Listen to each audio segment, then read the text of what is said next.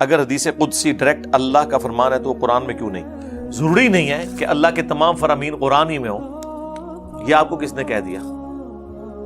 قرآن میں کئی ایک ایسی چیزیں ہیں جو اللہ تعالیٰ نے سنت کے ذریعے سکھائی ہیں. حدیث قدسی کو تو چھوڑ دیں، یہ تو بعد میں ڈسکس کریں گے. جو بابا جی ایک آئے تھے ایک دفعہ، وہ کچھ عرصہ پہلے، وہ لاہور سے، تو وہ پوری کی پوری تقریر کرتے جا رہے تھے. میں نے تقریر کا جواب تو نہیں دینا تھا، میں نے تو ایک بات سے سٹارٹ کیا، کیونکہ جب آپ ایک بات کا جواب دیتے ہیں پھر آگے چلتے ہیں. یہ نہیں ہے کہ بندہ 50 باتیں کھول کے بیٹھ جائے تو آپ نے 50 کے جواب دینے ہیں، نہیں. پہلے ایک بات سے سٹارٹ لیں تاکہ آپ کو یقین ہو یہ سیکھنے آیا ہے، جو کہ وہ نہیں آئے تھے، کیونکہ انہوں نے کہا کہ میں آج سنان آیا. پھر مجھے صبر آ کے میں نے کہا ٹھیک ہے سناؤ، پھر سننے جو مرضی سناؤ. یہ شرک نہیں ہے، قرآن کے ساتھ ایک برابر. بالکل میں آپ کے ساتھ ہوں، لیکن میرا آپ جی یہ کہہ رہے قرآن جی یا تو قرآن کو مکمل نہ مانو. جی آپ نہیں نہ مان رہے قرآن کو، میں کیا کروں؟ نہیں مان رہے آپ، حج کے مہینے نہیں نکال رہے اس میں سے. میری تو اتنی بڑی بات کہنا ہے. آپ 50 باتیں بھی کریں گے نا، میں نے ادھر ہی آنا ہے کہ قرآن میں حج کے مہینے کہاں ہیں. یہ تو سر وہ کوئی بات ہی نہیں ہے. تو نکالے نا. میوے کتنے نے 2 پا گئے. نہ سرکار نہ.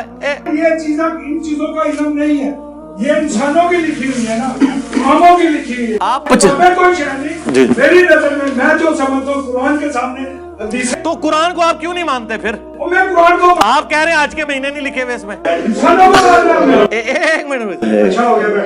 اچھا ایک منٹ. نماز کے طریقے تک تو ہم نے جانا ہی نہیں ہے نا. انہوں نے سورہ بقرہ پڑھی ہے نا، سورہ بقرہ میں آیت ہے الحج اشہر معلومات، حج کے مہینے سب کے علم میں. بتائیں قرآن میں حج کے مہینے کہاں ہیں اور ٹائم قیامت تک ہے؟ یہ میرا آپ سے سوال ہے، میں آپ کو قیامت تک دیتا ہوں، اس کے بعد بھی اللہ کے سامنے پیش ہونا ہے. جی تو اللہ کا شکر دیکھیں، آج میں نے آپ کو قرآن اور سنت کی اہمیت پہلے ہی بتا دی تھی، وہ سوال ہو چکا ہے. ہر بندہ عالم نہیں سکتا 40,000 حدیثیں جان سے، ہر بندہ ڈاکٹر نہیں بن سکتا، ہر بندہ انجینئر نہیں بن سکتا. نہیں کوئی نہیں، ان کا رائٹ ہے یار، ان کو غصہ نکالنے دیں اپنا. نہیں کوئی نہیں، ان کا رائٹ ہے یار، ان کو غصہ نکالنے دیں اپنا. نہیں کوئی نہیں، ان کا رائٹ ہے یار، ان کو غصہ نکالنے دیں اپنا. ٹھیک. اچھا یار آپ لوگوں میں سے کسی نے ان کے ساتھ نہیں ہونا، وہ میرے سے بات کر رہے ہیں. انکل جی حج کے مہینے، ایک سوال میں نے آپ سے پوچھا ہے قرآن میں حج کے مہینے کہاں ہیں؟ اچھا نہیں، قرآن میں لکھا ہے الحج اشہر معلومات، حج کے مہینے سب کے علم میں. ان پڑھ ہوں تو پھر سیکھے نا. تو میں تو پڑھا لکھا ہوں نا. میرے پاس ہے، میں وہ بیان کرنے آیا ہوں. اچھا آپ بیان کر رہے ہیں. اچھا ٹھیک ہے، میں سمجھ گیا ہوں. ہاں یہ مسئلہ ہے، وہ آپ کو اللہ تعالیٰ سے ٹائم دیتے ہیں بیان کرنے کا. بالکل ٹھیک ہے، لیکن ہم بات پھر وہیں سے سٹارٹ کریں گے. جو آپ کا کلیم ہے نا کہ قرآن کے علاوہ یہ حدیث کی کتابیں شرک ہیں، تو ہم آپ سے پوچھیں گے قرآن میں اللہ تعالیٰ نے سورۃ البقرہ میں فرمایا الحج اشہر معلومات، حج کے مہینے سب کو معلوم ہے. تو قرآن نے حج کے مہینوں کا ذکر کیوں نہیں کیا؟ ان مہینوں کے نام قرآن میں کیوں نہیں آئے؟ تاکہ ہمیں پتہ چل جاتا. اس لیے کہ اللہ نے خود ہی کہہ دیا ہے کہ سب کو معلوم ہے. اگر قرآن میں نازل ہوئے ہوتے نا تو یہ آیت یوں ہوتی کہ حج کے مہینے آپ کو بتا دیے گئے ہیں پہلے ہی. یہاں ہے کہ سب کو معلوم ہے، یعنی قرآن کے نزول سے پہلے بھی سب کو معلوم ہے حج کے مہینے کون سے ہیں. شوال، ذوالقعدہ اور ذوالحجہ، کیونکہ رمضان کے بعد لوگ حج کی تیاری شروع کر دیتے تھے، پیدل جو سفر کرنا ہوتا تھا. ویسے تو وہ ایکٹیویٹیز ذوالحجہ میں جا کے ہوتی ہے، لیکن وہ حج کے مہینے سارے ہیں، وہ شمار ہوتے ہیں. تو قرآن نے ہمیں سنت کی طرف دھکیلا. خود قرآن میں اللہ تعالیٰ فرماتا ہے جب تم اذان دیتے ہو تو تمہاری اذان کا مذاق اڑاتے ہیں. اسی طریقے سے سورۃ الجمعہ میں آیا کہ جب جمعے کے لیے اذان دی جائے تو مسجد کی طرف جاؤ. تو اذان کے الفاظ کدھر ہیں؟ قرآن میں کہیں الفاظ آئے ہیں اذان کے؟ سنت میں آئے ہیں. تو اس کا مطلب ہے کہ قرآن تو سنت کو پہلے ہی مانی ہوئی ہے. اسی لیے غامدی صاحب نے جملہ صحیح بولا تھا کہ سنت قرآن پر مقدم ہے. یہ مقدم سے مراد افضلیت والا نہیں، یعنی سنت پہلے تھی، قرآن بعد میں نازل ہوا ہے. مجھے بتائیں یہ جو حج یا عمرہ کے موقع کے اوپر، خصوصاً حج تمتع کے لیے جانور قربان کرنا، یہ سنت ابراہیمی ہے نا؟ ایسا ہی ہے نا؟ حج سنت ابراہیمی ہے نا؟ تو یہ جو حج کی جو سنت ابراہیمی ہے، یہ قرآن کے نازل ہونے کے بعد سے ہے یا قرآن کے نازل ہونے سے پہلے سے ہے؟ پہلے سے. قرآن میں موجود ہے، ملت ابیکم ابراہیم ہوا سماکم المسلمین من قبل وفی ھذا، پیروی کرو اپنے باپ ابراہیم کی ملت کی جس نے قرآن کے نزول سے پہلے تمہارا نام مسلم رکھا تھا، اور اس کتاب میں بھی اللہ نے تمہارا نام مسلم رکھا۔ یہ قرآن میں بھی آ گیا کہ ابراہیم جو ہے، ہو سکتا ہے کل نو کوئی کہے کہ جی دسو ایک کتنے لکھے ہے کہ ابراہیم قرآن سے پہلے کے ہیں، یہ بھی قرآن لکھا ہے۔ ملت ابیکم ابراہیم ہوا سماکم المسلمین من قبل وفی ھذا، اس سے پہلے ابراہیم نے تمہارا نام مسلم رکھا، اور اس کتاب میں بھی اللہ نے نام مسلم رکھا۔ اچھا، ابراہیم قرآن سے پہلے ہیں تو حج تو پہلے سے چل رہا ہے، اس کا مطلب ہے سنت ابراہیمی قرآن سے مقدم ہے، پہلے سے چل رہی ہے۔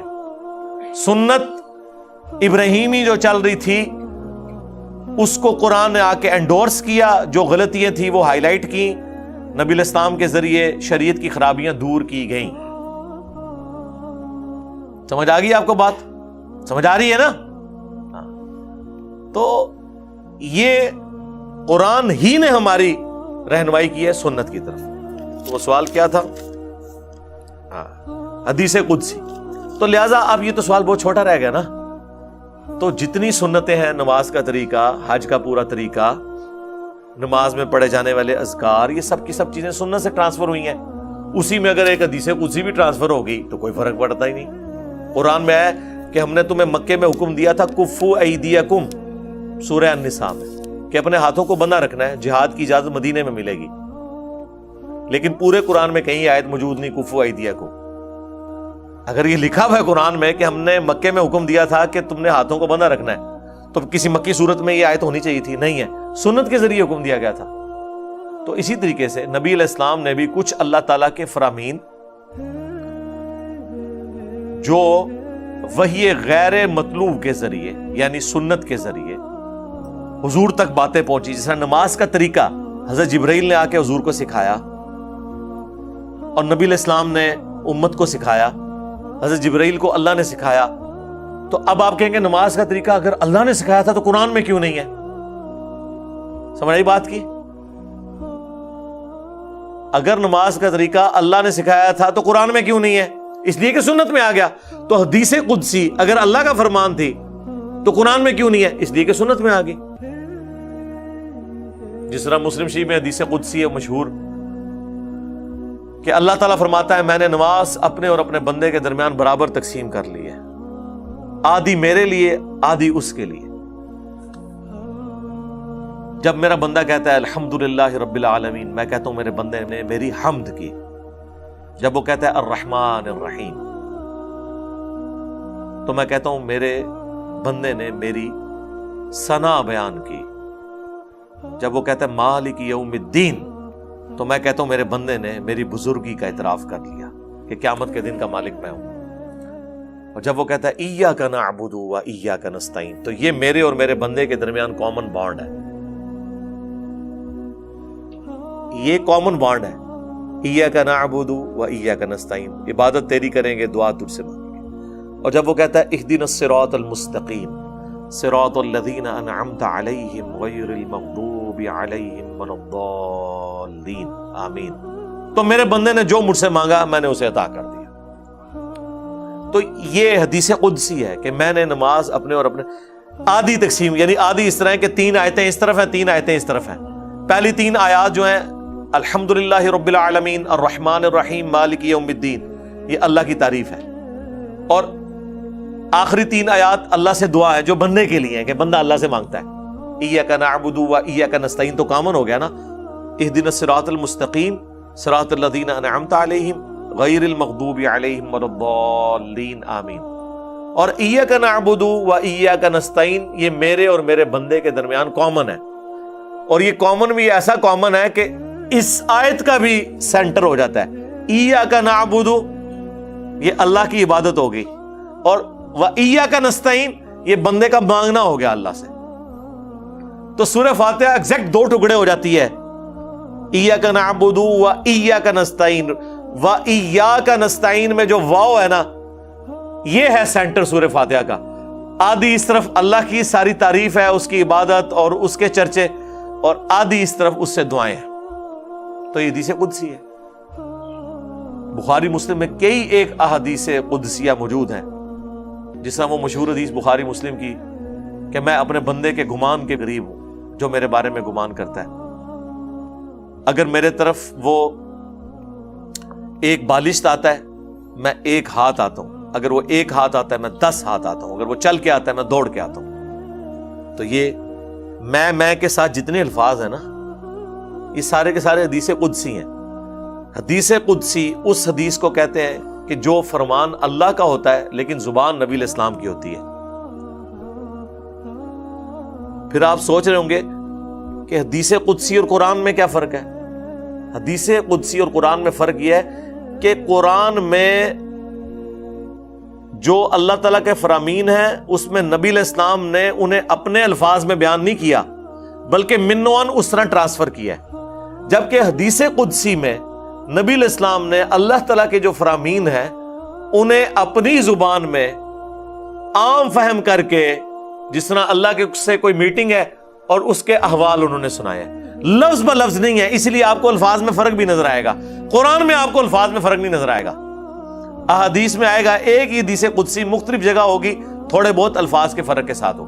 وہ راویوں کا بھی ہو سکتا ہے فرق, اور نبی علیہ السلام اس کو ایکسپلین کرتے ہوئے بھی اس میں آپ کے اوپر کوئی obligation نہیں ہے کہ آپ نے ورڈ بائی ورڈ ہی اس طرح بتانا ہے. کچھ چیزیں ورڈ بائی ورڈ بھی بتائی ہیں, جس طرح بخاری مسلم میں آیا کہ ابن مسعود کہتے ہیں کہ نبی علیہ السلام ہمیں نماز کا تشہد اس طرح سکھاتے تھے جس طرح قرآن, التحیات للہ والصلوات والطیبات, یعنی ورڈ بائی ورڈ سکھائے. بعض چیزیں دعاؤں میں بھی ورڈ بائی ورڈ ہیں, بعض بالمفہوم ہے. یہ ذہن میں رکھیے.